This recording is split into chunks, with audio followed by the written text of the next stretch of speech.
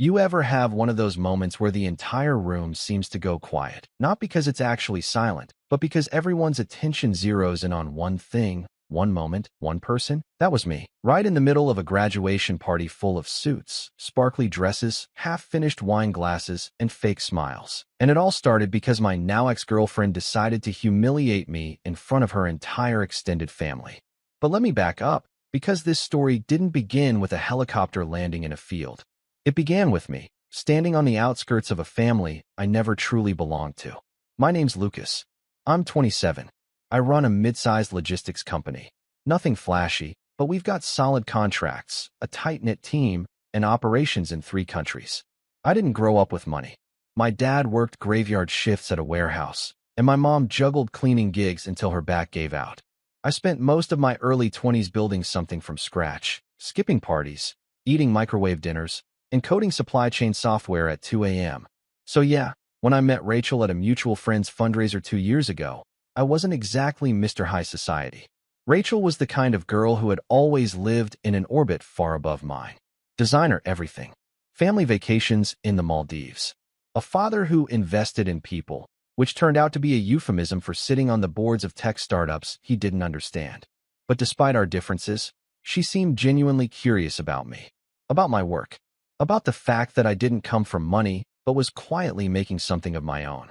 We bonded over long talks, late-night drives, and our shared obsession with obscure documentaries. At least, that's how it felt. The deeper we got, the more I noticed how curated her life was. Her family had this way of smiling without ever really meaning it. Her mom, Vanessa, made pointed comments about my car being economical, and her dad, Gerald, would introduce me at events as Lucas, Rachel's friend who's trying the whole entrepreneur thing. I never corrected him, even when we were officially dating, because I knew the type. He wasn't being ignorant. He was being dismissive. Still, Rachel always defended me, at least privately. She told me not to take them seriously, that her dad treated every guy like that her mom was just intense. And I believed her, because love makes you ignore red flags until they form a full-blown parade. Fast forward to Rachel's graduation week. She'd just finished her master's in communications, and her parents were throwing her a party at their lake house. This absurd 3-story modern monstrosity with glass walls and a pool that overlooked the water. I had reservations about going. I'd been pulling double shifts at the office trying to close a deal with a major distributor and hadn't slept properly in days. But Rachel insisted, said it would mean a lot to her. So I showed up. I wore my nicest suit, navy blue, freshly pressed, with cufflinks Rachel had bought me for my birthday. She greeted me at the door with a glass of champagne and a slightly distracted smile. "You're here? I wasn't sure you'd make it," she said, her eyes already darting to someone else behind me. I chalked it up to nerves. After all, it was her big night. Her family, predictably, gave me the usual once-over.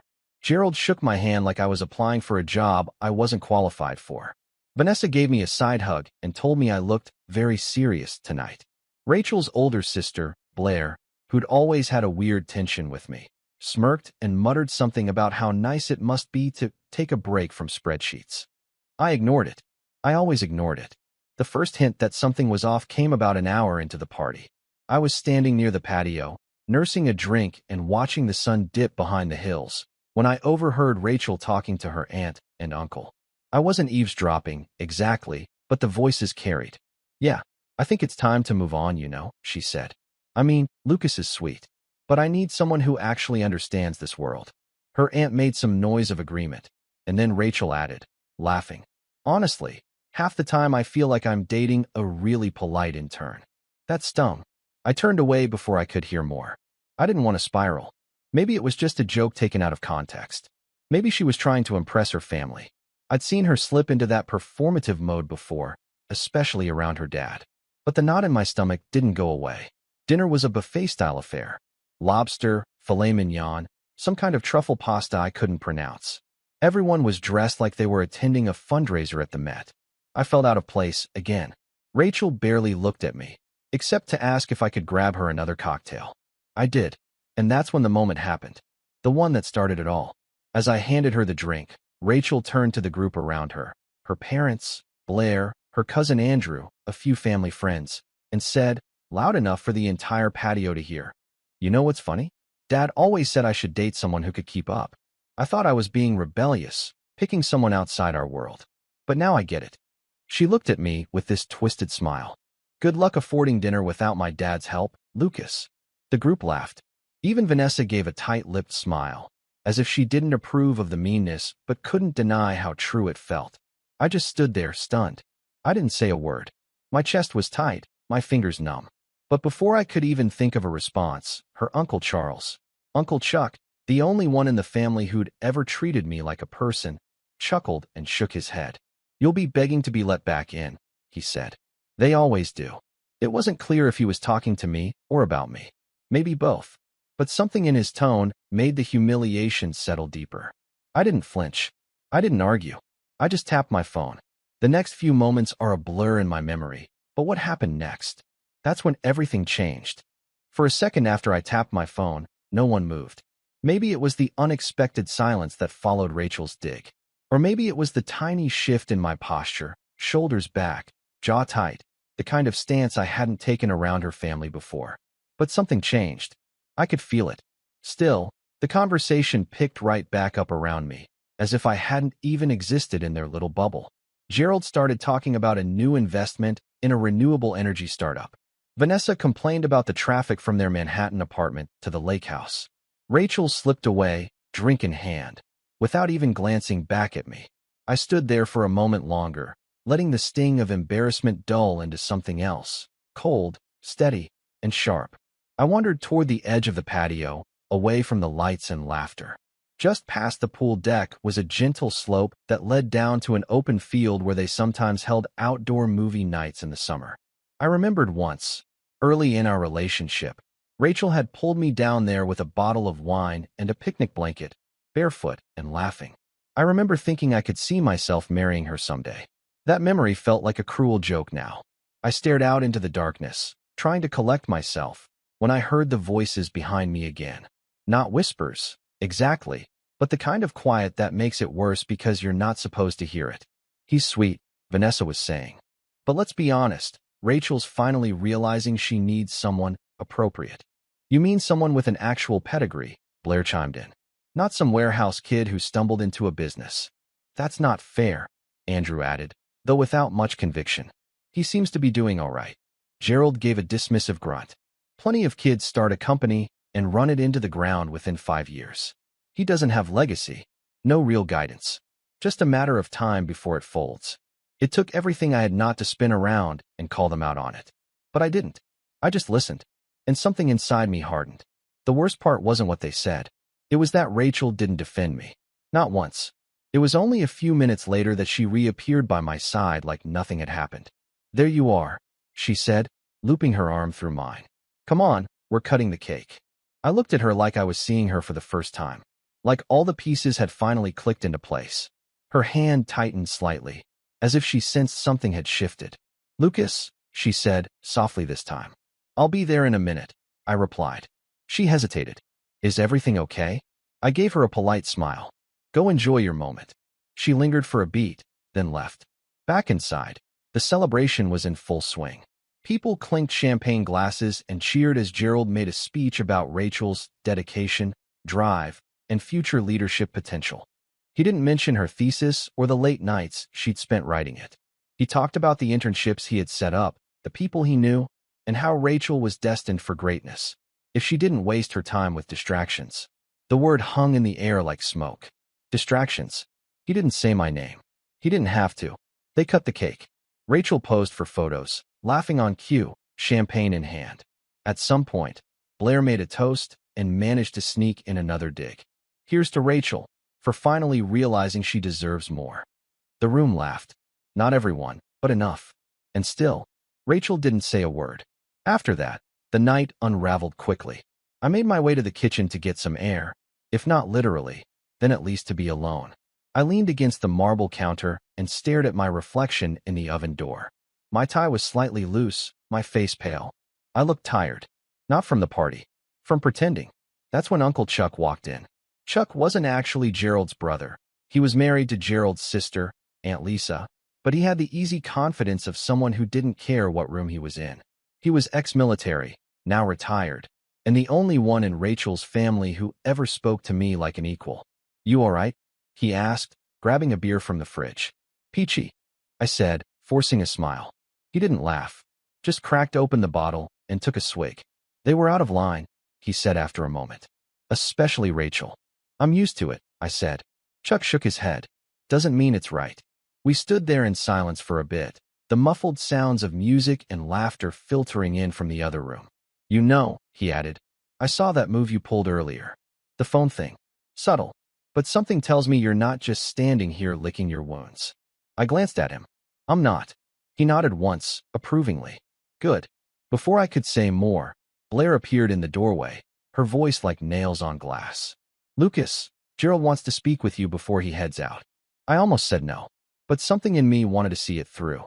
I followed her back to the living room, where Gerald stood near the fireplace, drink in hand. Rachel was by his side, her expression unreadable. "Lucas," Gerald said, tone clipped. "I've been meaning to talk to you." I waited. "I think it's time we stop pretending," he began. "You're a nice guy, but Rachel is moving into a different phase of her life now. She's going to be working with real professionals, making real connections. And frankly, your business doesn't really fit that picture." My jaw tightened. "You mean I don't fit?" He didn't deny it. "I've supported this relationship for Rachel's sake, but it's clear now it's not built to last. Better to end it cleanly than let it drag out. I'm sure you understand."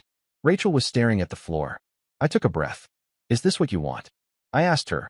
She hesitated. Then, softly, "I think it's for the best." And just like that, the last thread snapped. "Wow," I said, stepping back. "You could have just told me."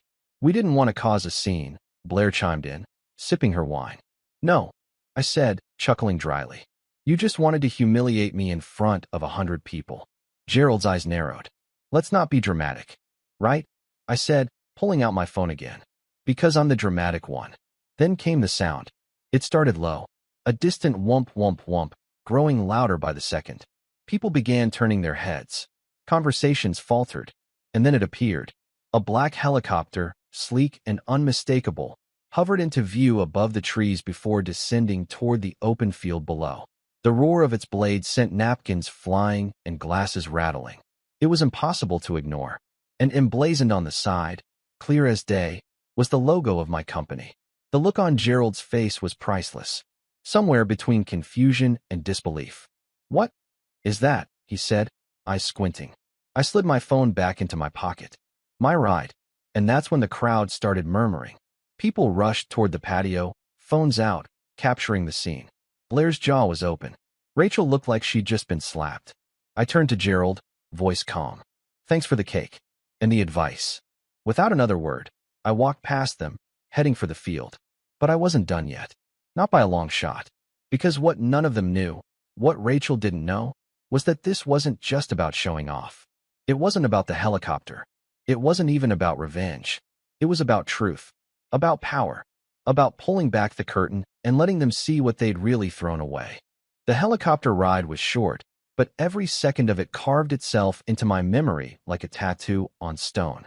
I didn't look back as I walked across the sloped field. Not at the patio full of gaping mouths. Not at Gerald, who stood frozen with a tumbler still in his hand. Not even at Rachel, whose silence was louder than anything she could have said. I just kept walking, slow, deliberate steps until I reached the helicopter door, which opened as my pilot, Jonah, stepped out to greet me. He gave me a knowing nod, barely audible over the thrum of the blades. "You ready, boss?" I nodded once and climbed in.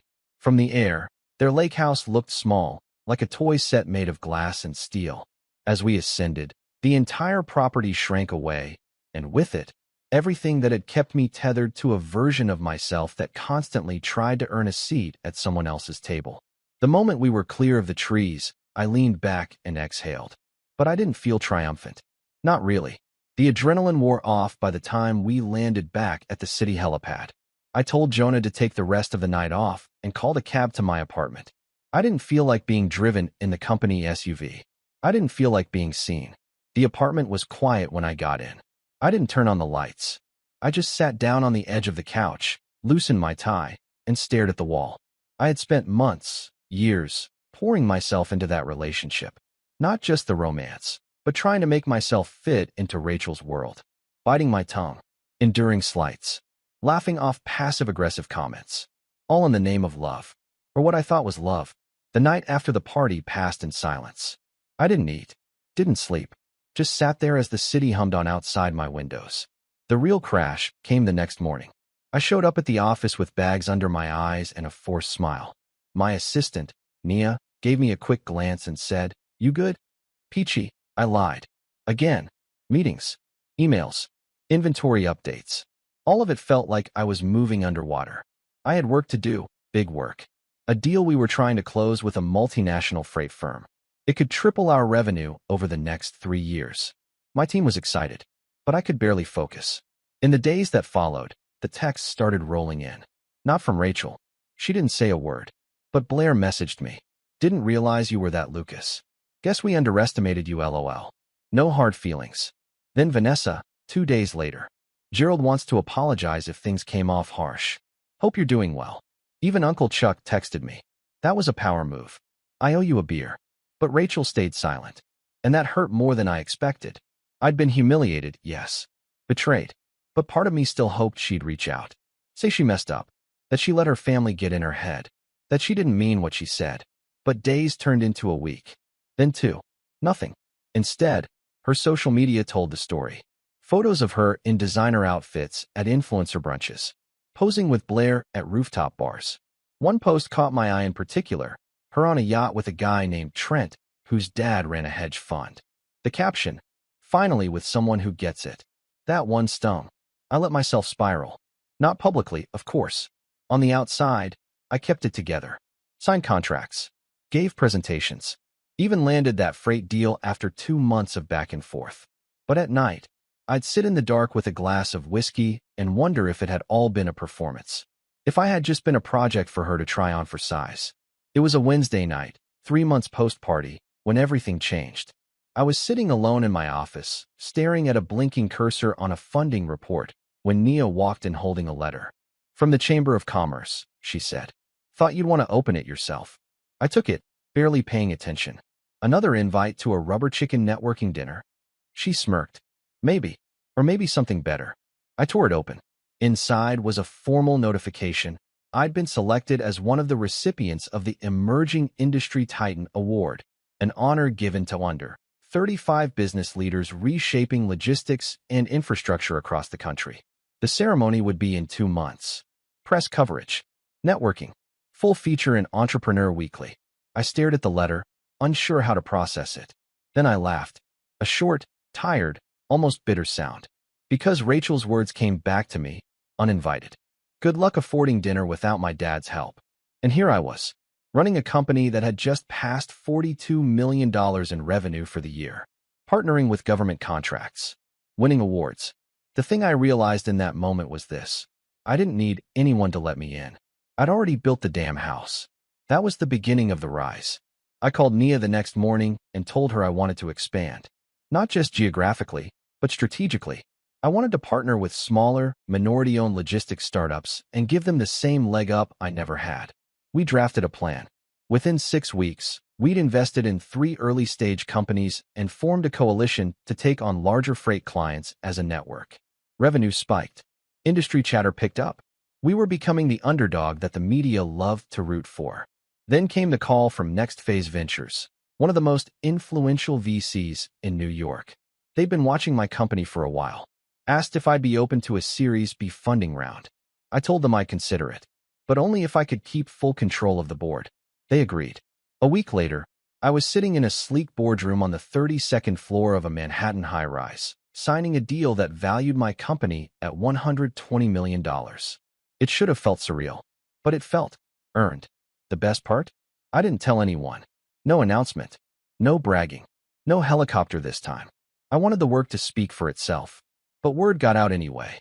It started with industry blogs. Then came the Entrepreneur Weekly feature. And before I knew it, Gerald's circle, his world of legacy boardrooms and country clubs, started whispering my name like it had always been there.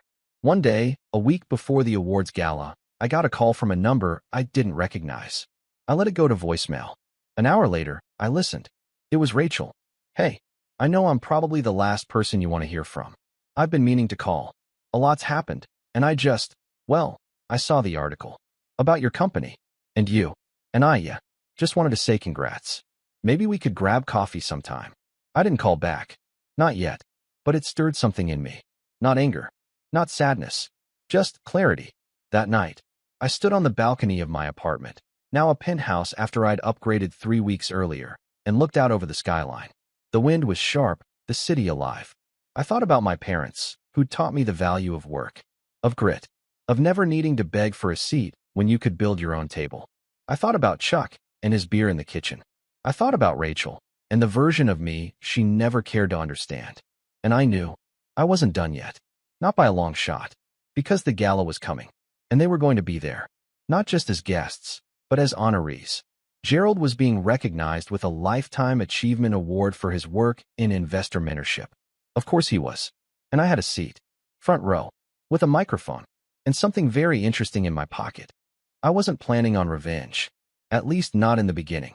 For the first time in years, I was too busy building, growing, living, and doing it all on my terms. There was something so deeply satisfying about seeing my name at the top of headlines that used to ignore me. Lucas Ford, the quiet force disrupting logistics. Lucas Ford's company snags $20 million Series B. Lucas Ford, the guy who turned a helicopter into a middle finger. Okay, that last one wasn't a real headline, but the look on their faces that night, still fresh in my mind. But I'll be honest, the idea of revenge didn't truly settle into my chest until I found out how far they'd gone behind my back. It was a Thursday, exactly 5 days before the black tie gala downtown. The Emerging Titans Award ceremony, they called it. Sounded like a Marvel movie, but it was legit. Invite only, covered by business media, held in a ballroom usually reserved for foreign dignitaries and overpriced weddings. I hadn't RSVP'd yet. Part of me didn't want the attention, but then I got a call from Chuck. "Hey, kid," he said, his voice gravelly but upbeat. "Got a minute?" "Always." "You sitting down?" My stomach tensed. "What's up?" Chuck took a long breath. "You remember when I told you that Gerald and his crew like to underestimate people? Turns out they do a little more than just that." "What do you mean?" "I was at the club earlier this week. Gerald didn't see me coming around the corner. He was talking to some guy in real estate about a private equity firm he's launching. Said he was using part of Rachel's trust to start it. Okay, and he said something else. Something about making sure your name doesn't show up in the industry anymore. Said, and I quote, 'I might have let him date my daughter, but I won't let him take over my sandbox.' I leaned back in my office chair, heart thudding quietly. He's trying to block me? Looks like it. Word is, he's calling in favors. Telling old friends and capital firms that the company is just a flash in the pan. That the numbers are bloated, contracts are temporary, yada yada. Said he'd give them better deals if they forgot about you. I didn't say anything. Chuck sighed. "Listen, Lucas, I've seen this guy for 20 years. He doesn't like being outshined. You embarrassed him. Publicly. He's not letting it go." That was the moment something clicked inside me. Not anger. Not fear. Precision. He was playing dirty now. Trying to sabotage my work from behind the scenes. And he thought I'd just move on? Let it slide? Nah, not this time. "Thanks, Chuck," I said quietly. "For the call. You thinking what I think you're thinking?" I smirked. "I'm thinking it's time I RSVP'd to the gala." The setup didn't come all at once. It started with a quiet visit to an old friend, Danny Rivers, a sharp-as-nails investigative journalist who owed me a favor. We went way back.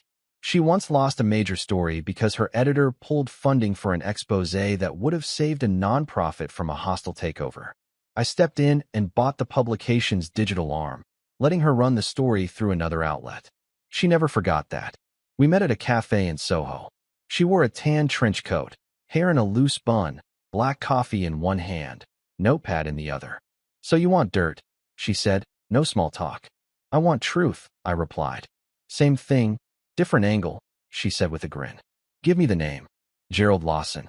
Danny's eyebrow arched. "Rachel's dad. You've done your homework." "Wasn't hard," she muttered, flipping her notebook. "He's been on the city's whisper list for years." "The what?" "List of guys no one touches publicly, but everyone's heard stories about. Self-dealing. Nepotism. Ditching investors before quarterly payouts. He's smart enough not to get caught. Dumb enough to think no one's watching. Then let's watch, I said. She closed her notebook with a snap. Give me 4 days. While Danny got to work, I did something I hadn't done in a long time. I called my mom. She still lived in the same 2-bedroom apartment in Jersey, the one with the creaky radiator and the fridge that hummed like it had a second career in a barbershop quartet. She answered on the 3rd ring. Lucas, she asked, half surprised, half smiling through the phone. Is everything okay? Yeah, Mom, I said. Just wanted to hear your voice. Oh, honey. I could hear her softening, probably wiping her hands on a dish towel. It's been a while. How are things? I told her everything. Not the whole revenge plan, of course, but the split with Rachel, the party, the helicopter, the silence, the new success.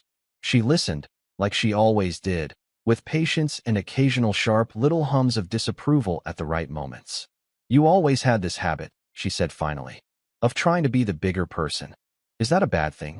It's a noble thing, she said. But sometimes being the bigger person just means letting smaller people walk all over you. That stuck with me. After I hung up, I went to my walk-in closet, pulled out the navy blue suit I'd worn to Rachel's party, and dropped it off at a tailor. I told them to alter it. Sharper cut, cleaner lines. No more blending in. No more being the economical boyfriend. By Sunday, Danny called me. You're going to want to sit down, she said. I'm already sitting. Well, stand up and sit back down, because this is good.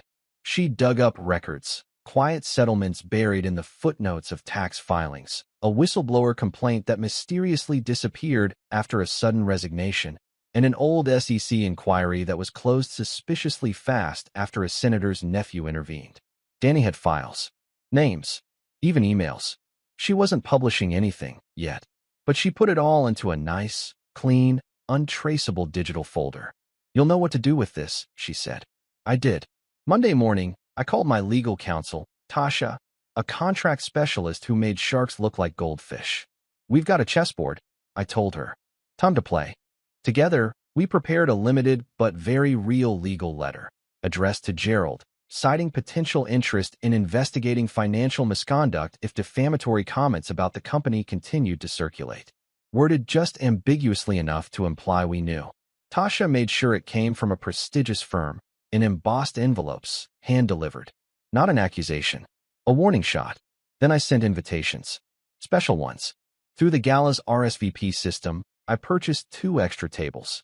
One for my executive team, and one for media partners and guests. That second table? Reserved for Danny, her camera crew, and 3 up-and-coming tech journalists. People who loved underdog success stories and corporate drama. I knew they wouldn't publish anything immediately, but they'd be watching, listening. I also invited Chuck, and I sent an anonymous ticket to Rachel. No name, just the seat. I didn't know if she'd come, but if she did, I needed her to see who I was without her. By Tuesday, the buzz had already started. Gerald's contacts in the VC world had begun pulling back slightly. Not publicly, but I noticed changes. Emails turned polite. Calls became more cautious. Someone was whispering that he'd crossed a line. And then, on Wednesday, he made a move of his own. A bouquet of white roses arrived at my office. Attached was a small card. No hard feelings. Let's talk. Gerald Lawson. I placed it in my drawer without a word. He knew something was coming, but he didn't know what. The gala was now just 48 hours away. The stage was set. The players were seated. And I had one last move to make. Not to destroy him, but to show the entire room, every single person who ever looked down at me, exactly who they had underestimated. Because when I walked into that ballroom, I wasn't going to be the guy clinging to someone else's world anymore. I was going to be the one rewriting the rules. The night of the gala arrived like the calm before a thunderstorm.